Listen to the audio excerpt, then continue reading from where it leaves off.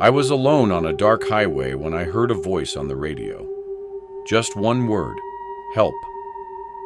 Then I found the truck, still running, door wide open, but no driver.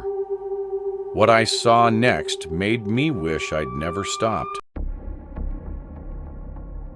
I'm a truck driver, and I work for a company that finds me deliveries to do.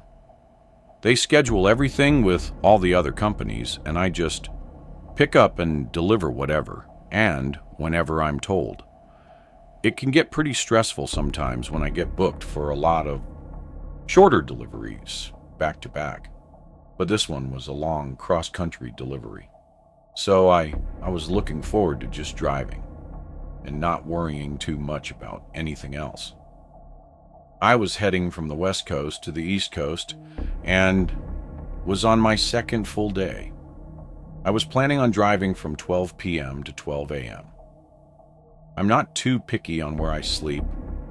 I usually just pull off at the nearest truck stop, so there was no need to plan exactly what town to pull off in.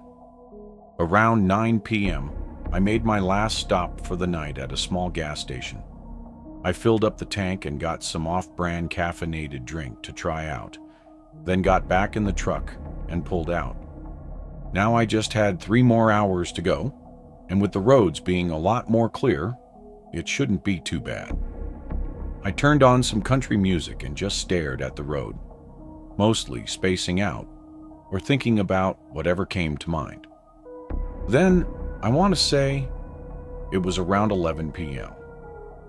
A sudden scratchy noise startled me out of my head. It was the radio. I had it on the same channel as other truckers, which we often use to chat while driving, though usually that's only during the day. I can't remember the last time someone was talking through it at night. I looked in my mirrors and didn't see any nearby trucks, and there was nobody in front of me either. Before I could grab the walkie, though, the scratchy noise came back, and there was a quick instant where I could hear a voice. It was only a split second, but it sounded like they were either saying hello or help before it cut out again. There's obviously a big difference between the two, so I quickly grabbed the radio and asked if someone needed something. I waited for a while, holding the radio and listening to the soft buzzing noise coming from it. There was something unnerving building up inside of me as I continued to wait and still got no response. But then my headlights lit up something on the road ahead. I slowed down, and once I saw that it wasn't moving, I pulled off to the side and stopped. There was a semi-truck parked right in the middle of this one-lane highway. I knew this had to be the one I heard through the radio, as there were no other trucks out here. The way it was dangerously parked on the road was concerning, and I knew something was wrong. I thought maybe they had a sudden heart attack or a stroke or something. I don't know. It sounds kind of crazy, but that would have explained the sudden stop and call for help. I stepped out and started walking up to it. The whole road was quiet, with only the sound of the grass rustling in the wind from the endless fields on either side of the highway. I called out a few times as I hurried up, but never got a response. Then I got up to the door, which was open, and looked inside. My heart sank and I could feel the fear creeping up inside of me. No one was in the truck. There was a jacket slung over the passenger seat and a half-empty coffee cup in one of the cup holders, and the radio was dangling from the ceiling, but no signs of anything having happened. It was like the driver just vanished. I quickly stepped back down onto the road and looked in all directions. The sound of the grass swaying in the wind suddenly became extremely eerie. My heart was pounding, and I made the decision to not risk staying past my welcome. I hurried back to my truck and drove off, notifying the police as I did. They found the truck still there, parked in the middle of the road, and still no signs of the driver anywhere.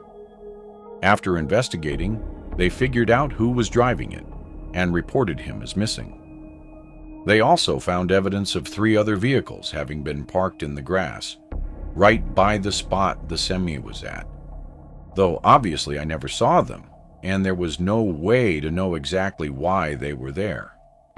The search was pretty extensive for the missing driver, but they never found even a clue as to where he is, so it's very unlikely he'll ever be seen again.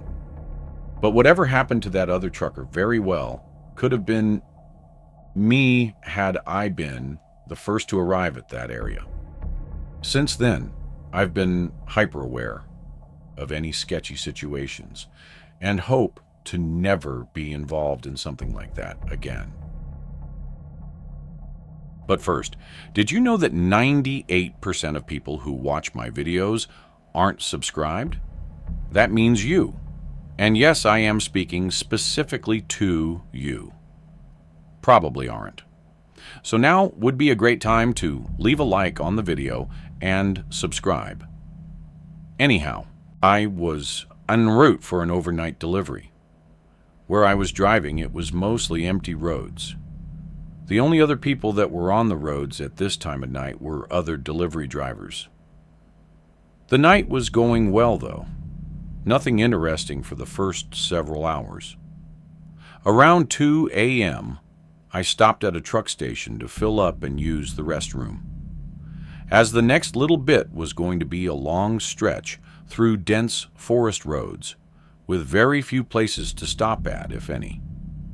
As I was driving along, and just about an hour or so after my last stop, I randomly saw something ahead. I only had a few seconds to get a good look before passing by, but there was a person standing on the side of the road. Again, if I wasn't already clear, there was absolutely nothing but dense, unpopulated forest with no other roads or anything. So seeing a person standing out here without a car anywhere in sight was really strange. In the few seconds I looked at them, though, they never waved at me, or yelled for help, or tried to get my attention in any way. I couldn't stop thinking about it as I drove for another mile, before I suddenly saw another person standing on the side of the road. There was a woman this time. She was wearing ripped jeans and a red sweatshirt. And as I passed by, we made eye contact, and she just stared at me. No smile, no frown, just an empty face. It was extremely disturbing, enough to make me literally shiver. I looked in the mirror after passing them and could see their head follow my truck before they were covered up by the dark. When I looked back at the road, though, my heart almost stopped, and I slammed on the brakes. I could feel the whole weight of the semi pushing forward as I abruptly came to a stop. Right in the center of the road, there was a body. It was laying flat across the street, though I couldn't tell if they were alive or not. They weren't moving, but I also didn't see any signs of an accident, like there was nothing else on the road. And the way that they were positioned, it didn't look like a car had hit them or anything like that. I felt like I needed to check if they were okay, but also I had this really bad feeling about whatever this was. I mean, seeing 3 people out here in just the span of a mile is a crazy coincidence. I looked around at the forest covering either side of me, and this sense I had only continued to grow. After being stopped for a whole minute, I put it back in drive and carefully drove around the body. My heart was still racing, and when I finally got around them and started back on the road, I checked my mirrors one last time. The body wasn't on the ground anymore. They were standing up and watching me drive away. My eyes were peeled for the rest of that drive. As I was genuinely terrified, I didn't see any more people along the road, though. I think that it was a setup of some kind. They were probably trying to get me to stop and check on them, but clearly they weren't dead or injured. So, what they would have done, I really don't know. Seeing those other people before, though, there's no saying how many others could have been around, or even literally sitting in the forest right next to me, just waiting for me to get out of my truck. Even just rethinking about that night still creeps me out. I was driving from Omaha, Nebraska to Fargo, North Dakota. It's actually a regular route for me that I do a couple times a month. Personally, I love it. The whole drive is through flat farmland that's super easy to drive through, and there's barely any traffic to deal with. Doing the route so often, I always took the same stops. The halfway point that I'd always stop to sleep at was a truck stop that sat in between two really small towns in South Dakota. This truck stop was abnormally large, and since there were very few truckers taking this route, it was almost always empty. Maybe 2 or 3 other trucks, and that's it. Anyway, the first day of driving went well, and I'd arrived at this truck stop just after 1 a.m., but something was immediately wrong. The building that was there was completely boarded up, and all the gas pumps looked like they were ripped out of the ground, and all the lights that should have been lighting up the lot were off. It had been shut down and abandoned. I couldn't say I was surprised, but this really threw off my routine. And now, I either had to drive for another hour or try sleeping at this dark, abandoned lot. Now, on any other day, I probably would have just said, screw it, and slept there. But for some reason this night, I didn't even consider it. I immediately pulled back onto the highway and continued driving, only to quickly regret my decision as I struggled to keep my eyes open.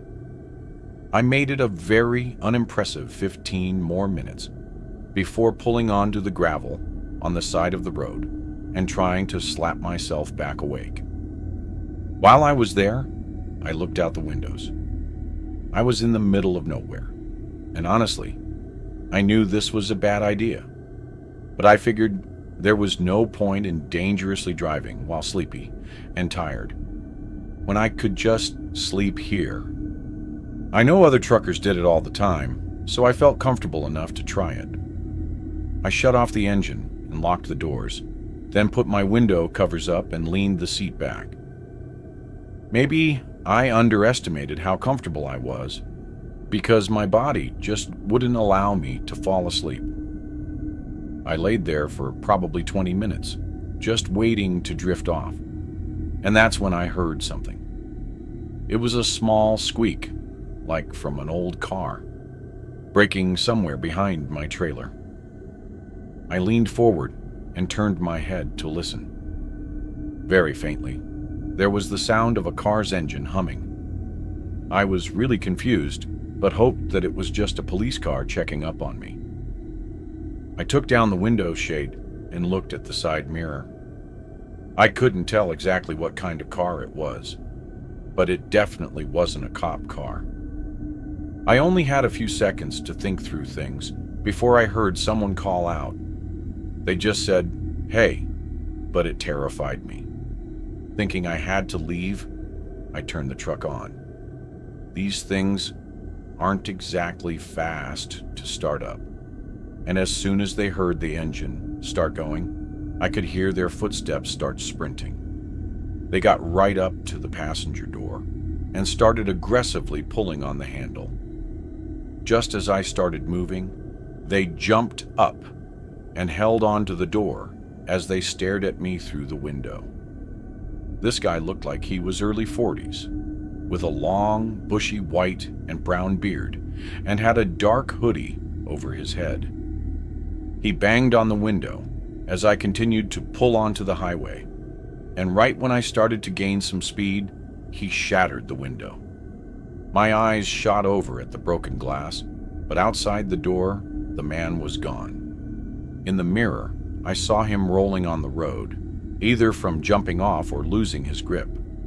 I continued picking up my speed until I could no longer see him or his car. Thankfully, he didn't seem to try to chase me. I called the cops, but they were so far away that by the time they got there, it had already been 35 minutes, and the only thing left at the scene were the shards of glass on the road. Had that guy been a few seconds earlier to breaking the window, he probably would have had enough time to reach in and open the door, and I can only imagine what would have happened next. Here is a lesson to everyone to leave as soon as you feel something is wrong, because every second could be the difference between getting away or never getting away. If you enjoyed this video, don't forget to hit the like button and subscribe to the channel for more amazing video. Turn on the notification bell so you don't miss any updates. All right, that's it for today. Take care, and I'll see you in the next one.